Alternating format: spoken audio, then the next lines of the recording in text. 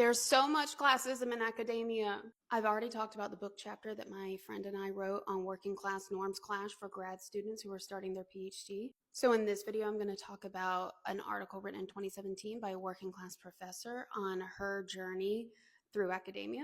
And what I love about this article is she does it through storytelling, which is a very working class style, but she cites research throughout it to talk about how and her experience relates to other people's experience who are working class or how it doesn't. She calls this article The Insider Without, and this is a play on the term outsider within, which Patricia Hill Collins called herself as a Black woman in academia, that she's an outsider because she's a Black woman who was in the academy, within the academy. But since this author, Kim Case, is a white woman, she calls herself an insider without, that she is perceived as an insider because she's a white woman and she has those privileges. And she also is without knowing the middle class norms, and that she sees how that has played out throughout her career. She talks about the 3-point arc that she says has been her experience as working class faculty. 1, seeing education as the way. 2, feeling like an insider without a decoder ring. And 3, arriving at critical intersectional class consciousness.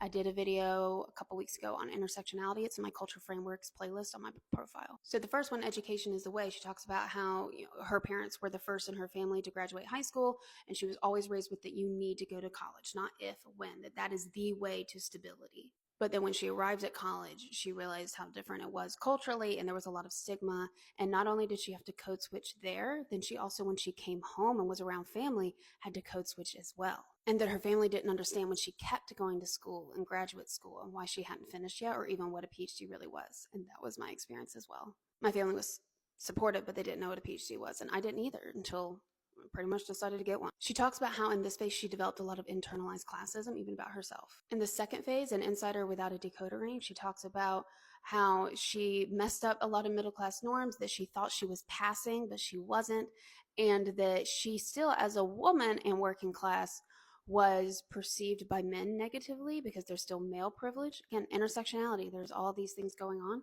And that she wasn't allowed to disagree with men or be perceived as having an opinion as a scholar. And so to do this, her working class background, to compensate for this, she was working 7 days a week for a while. And that's very common among working class people. She talks about research on how there's a need to overwork yourself to prove that you're worthy, which is very sad. She also talks about the specific types of sexism she got as a working class woman, of being told to shut her mouth because even though people would say it's because people aren't ready for a strong woman, she realized that it's because they weren't ready for someone to also be direct, and that was different than how middle class women are raised. She's, in her opinion, middle class women are raised to be perfect little ladies, working class women are not. And there's also an intersection with whiteness here, but even as a white woman being working class, she did not perceive it the same as the gentle ladylike image that is associated with middle and upper class white women. And finally, in the third, the realizing intersectional class consciousness, she got to where she realized what she'd been going through. She didn't realize through the first 2 arcs that she was dealing with this. She thought it was just sexism because what she had learned in school was all about race and gender, and it didn't talk about class. So it's realizing where she has privilege, where she's marginalized, and also realizing the strengths that her working class background brings to the table. She talks about that a working class strength is, 1, making the environment less hostile for working class students. She said if academics want students from poor backgrounds to come to school, they need to stop masking themselves. Working class faculty have to stop masking, which I'm on the fence about that because I feel like people have to, it has to also be safe for them. So I would say middle and upper class people need to stop penalizing working class faculty. And she also talks about how a working class strength is doing and not just talking, that a lot of middle class or higher peers are good with doing research for the sake of doing research and publishing.